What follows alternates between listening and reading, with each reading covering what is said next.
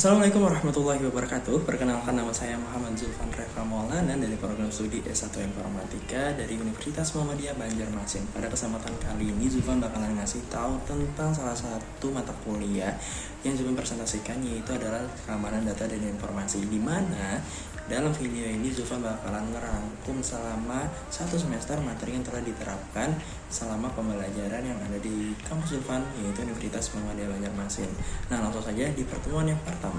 Oke, baik, pada pertemuan pertama Bapak menjelaskan tentang bagaimana caranya kita belajar dalam satu semester ke depan, yaitu ada pembahasan tentang kontrak perkuliahan, dan juga bagaimana cara sistem penilaian, dan juga ada peraturan kelas. Nah, sebelumnya ini juga sudah dijelaskan sama Bapak di pertemuan yang lalu, yaitu pada semester 3, namun di semester 4 diingatkan kembali.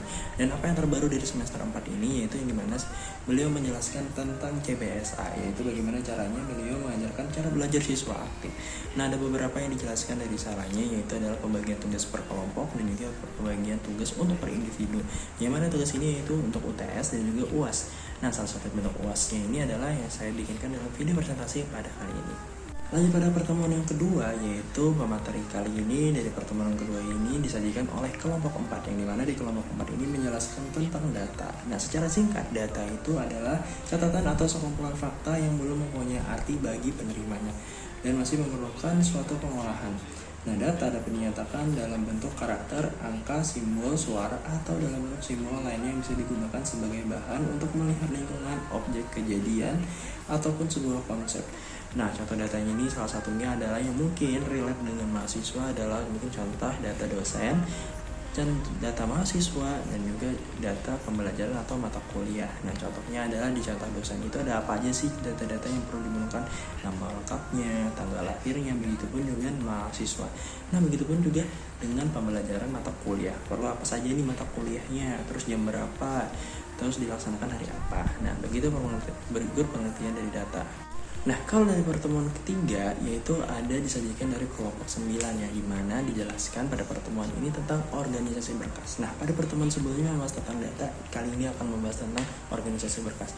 Bagaimana caranya yaitu data itu diorganisasikan supaya terstruktur dan rapi. Nah, secara pengertiannya juga bakal bacain, yaitu adalah suatu teknik atau cara yang digunakan untuk menyatakan dan menyimpan record-record dalam sebuah berkas. Hal ini disebabkan oleh struktur tertentu yang dimiliki oleh berkas sesuai dengan tipenya masing-masing. Nah, contohnya ketika data tadi, yang dimana pada pertemuan sebelumnya juga menjelaskan salah satu contohnya adalah contoh data dosen, data mahasiswa, dan data pembelajaran atau data mata kuliah. Nah, itu nanti di organisasi berkasnya ada beberapa syaratnya, atau mungkin ada beberapa kebutuhan kenapa organisasi ini berkas ini perlu, karena satu, untuk efisiensi, konsistensi, pengaturan, dan keselamatan untuk mengamankan data, karena ini sangat berkaitan dengan keamanan data sesuai dengan mata kuliahnya yang relevan. Nah, pada pertemuan keempat kali ini disajikan oleh kelompok 3, yaitu tentang tempat penyimpanan data. Nah, sekarang saya agak berurutan ya. Tadi dari yang pertama yaitu datanya, terus yang kedua yaitu bagaimana cara mengorganisasinya, terus yang ketiga ini yang di pertemuan keempat itu bagaimana caranya kita menyimpannya dan tempatnya di mana. Nah, menurut pertemuan yang keempat yang disajikan oleh kelompok 3, yaitu bagaimana penyimpanan sekunder adalah perangkat penyimpanan dan media penyimpanan yang tidak selalu dapat diakses secara langsung oleh komputer. Ada beberapa contohnya, yaitu ada DRAM, SDRAM, Flash RAM, FGRAM, dan DDR/SDRAM. Nah, bagaimana salah satu contohnya yaitu ketika kita mempunyai laptop, memorinya itu tempat penyimpanannya itu disebut dengan RAM. Nah, di sanalah tempat penyimpanan berbagai data dan organisasi kita berkas yang tadi yang kita bisa kumpulkan. Nah, tempat penyimpanan ini juga bermacam-macam dan mempunyai tingkat kecepatan yang berbeda-beda. Semakin tinggi dan semakin mahal, maka semakin bagus juga kecepatannya. Hai, kembali lagi sama Julvan di pertemuan kelima ini, yaitu yang disajikan oleh kelompok 11. Ini bakalan menjelaskan tentang organisasi berkas dalam bentuk magnetic tape. Nah, magnetic tape ini adalah salah satu alat penyimpanan data yang datanya ini untuk berkas besar yang diakses dan diproses secara sekuensial, di mana magnetic tape ini dibuat dari bahan plastik tipis yang dilapisi magnet oksida pada satu sisinya berwarna merah kecoklatan. Magnetic tape ini adalah model pertama dari secondary memory, yang dimana ini adalah salah satu tempat penyimpanan juga. Mungkin di pertemuan tadi sudah dijelaskan, tapi ini lebih secara mendetail, yang dimana salah satunya adalah magnetic tape. Nah, Zulfan bakalan tampilkan gambarnya salah satu contohnya biar teman-teman bisa paham apa itu magnetic tape.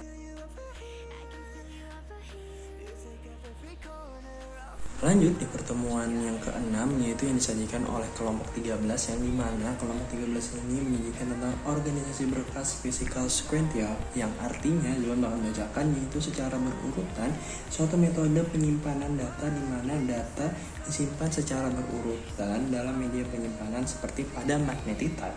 Nah, dalam metode ini data disimpan dalam urutan linear dan setiap data memiliki alamat fisik physical address yang unik yang dapat digunakan untuk mengaksesnya dan mempunyai kelebihan dan kekurangan juga. Dan dimana juga bakal bacakan kelebihannya itu adalah merupakan organisasi file yang sederhana.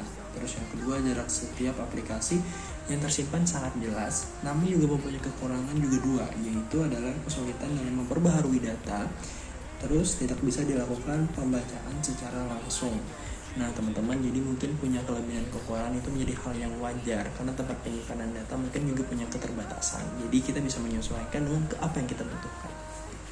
Baik, kembali lagi ke pertemuan yang ke-7, yang mana ini disajikan oleh kelompok kelima. Ini masih tentang berkaitan dengan hal sama tentang pertemuan sebelumnya, yaitu organisasi berkas sekuensial. Namun ini secara lebih detailnya lagi, yaitu di mana organisasi berkas sekuensial ini mempunyai dua tipe, yaitu yang pertama adalah struktur pohon atau lebih bisa sering dikenal yaitu tree. Terus yang kedua adalah pohon linear. Nah, di mana ini masing-masing ini mempunyai dua yang berbeda, pengertian yang berbeda. Mungkin Zulfan bakalan jelaskan atau mungkin teman-teman bakalan bisa lihat langsung gambarnya bagaimana perbedaannya dari struktur pohon tree dan juga pohon linear.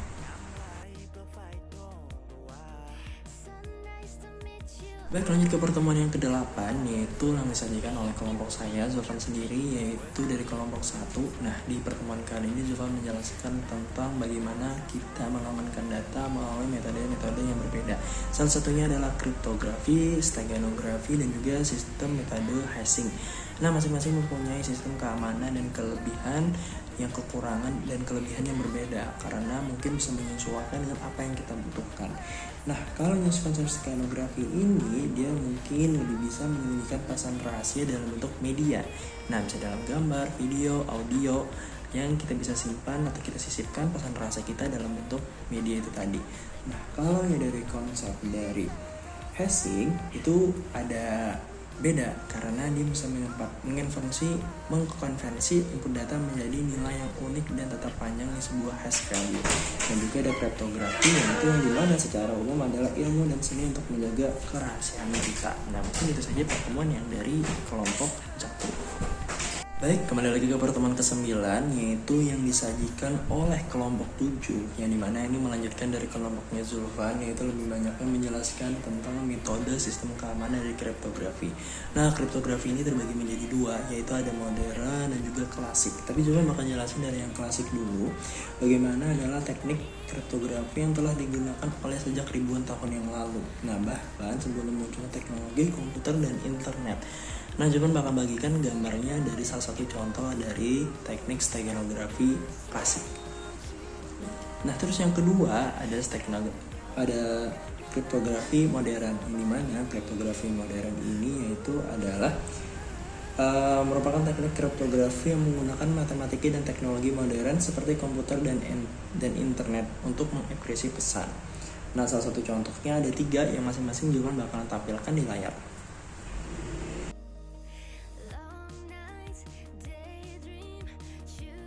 Hai, lanjut kepada pertemuan ke-10, yaitu yang dimana ini disajikan oleh kelompok 2, yang dimana ini lebih mendetail lagi. Kalau tadi sudah menjelaskan tentang kriptografi, steganografi, dan hashing pada pertemuan Zulfan, yaitu yang di pertemuan selanjutnya ada tentang membahas tentang kriptografi secara mendalam. Nah, kalau kali ini juga tentang membahas tentang kripto, tapi lebih membahas lebih ke dalam, yaitu ada kriptografi asimetris, yang dimana adalah kriptografi ini yang menggunakan sepasang kunci, yaitu yang artinya kunci publik yang bisa disebarkan dan kunci pribadi yang hanya diketahui oleh yang pemilik. Jadi secara logika, siapa yang memiliki kunci ini dia bisa menggunakannya, tapi kuncinya juga banyak gitu. Nah, jadi contoh kriptografi asimetris ini ada 2, yaitu ada RSA, yaitu Reverse Samira Edelman. Terus yang kedua ada ICC, yaitu Elliptic Curve Cryptography. Oke, baik, kembali lagi kepada pertemuan yang 11, yaitu kali ini disajikan oleh kelompok ke-12, melanjuti dari pertemuan sebelumnya tentang asimetris. Nah, kriptografi yang pada dilanjutkan ini adalah tentang simetris, yaitu di mana adalah kriptografi dalam proses enkripsi dan deskripsinya menggunakan satu key yang sama. Nah, disebut juga private key atau cipher secret key. Algoritma ini juga adalah kunci enkripsi yang sama dengan kunci deskripsinya. Sedangkan algoritma kriptografi asimetris tadi, dia mempunyai kunci enkripsi dan kunci deskripsi yang berbeda, yaitu pada kriptografi yang sebelumnya. Nah, salah satu contohnya ada Blowfish, terus juga ada AES, yaitu Advanced Encryption Standard. Nah, bagaimana ini bakalan Zulfan tampilkan di layar.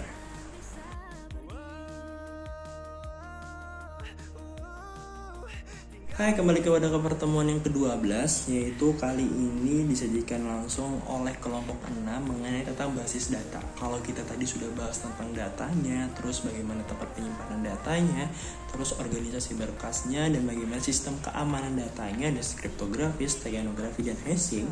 Dan tadi ada diperjelas juga lebih dalam tentang tentang kriptografi. Kali ini tentang database-nya, yaitu bagaimana caranya kita mengelola data keamanan kita, yaitu untuk melindungi database dari ancaman baik dalam bentuk kesenjangan ataupun bukan, karena ancaman bisa terjadi dari segala situasi dalam kejadian baik secara sengaja maupun tidak. Nah, jadi dijelaskan bahwasanya adalah contoh-contoh dalam penerapan basis data itu salah satunya bisa di perbankan, yaitu bagaimana caranya kita untuk mengelola data nasabah, data pinjaman, data tabungan, tapi bukan tidak ke situ aja, tapi ada kayak laporan-laporan tertentu. Nah, itu mempunyai data keamanan atau disebut juga database-nya juga. Halo, kembali lagi di pertemuan yang ke-13. Kali ini disajikan oleh kelompok 8, yaitu mengenai tentang teknik cipher block. Nah, itu adalah salah satu metode kriptografi simetris di mana pesan yang akan dienkripsi dibagi menjadi blok-blok dengan ukuran yang sama. Nah, jenis-jenis ini juga terbagi jadi banyak, yaitu ada electronic code book, ada cipher block chaining, ada cipher feedback, dan juga yang terakhir ada output feedback. Nah, dari masing-masing dari metode-metode ini atau jenis-jenis ini juga pastinya tentu mempunyai kekurangan dan juga kelebihan masing-masing. Hai, kembali lagi sama Zulfan di pertemuan yang ke-14 ini, yaitu kali ini disajikan oleh kelompok 10 yang dimana mengenai pembelajaran konsep algoritma DES. Nah, langsung saja Zulfan bakalan langsung kasih studi kasusnya biar teman-teman bisa paham. Di sini diterapkan bahwasanya misalkan Anda adalah seorang pengguna individu yang ingin mengirimkan pesan rahasia kepada teman Anda melalui email. Anda ingin memastikan bahwa isi pesan tersebut tidak dapat dibaca oleh pihak ketiga. Nah, yang mungkin mencoba menginterupsi atau membaca email tersebut. Nah, dalam pembelajaran ini konsep algoritma DES ini mempunyai peran yang sangat kuat sehingga tidak ada pihak ketiga yang dapat membacanya. Nah, begitulah kira-kira manfaat atau peran dari konsep algoritma DES. Hai, kembali lagi sama Zulfan, dan mungkin itu saja yang bisa Zulfan bagikan. Semoga ilmunya bermanfaat, dan barangkali jika pun ada salah kata dalam pemilihan kata yang Zulfan sampaikan, sekali lagi Zulfan mengucapkan terima kasih dan juga mohon maaf. Dan itu saja yang bisa Zulfan sampaikan. Atas perhatiannya terima kasih. Wassalamualaikum warahmatullahi wabarakatuh.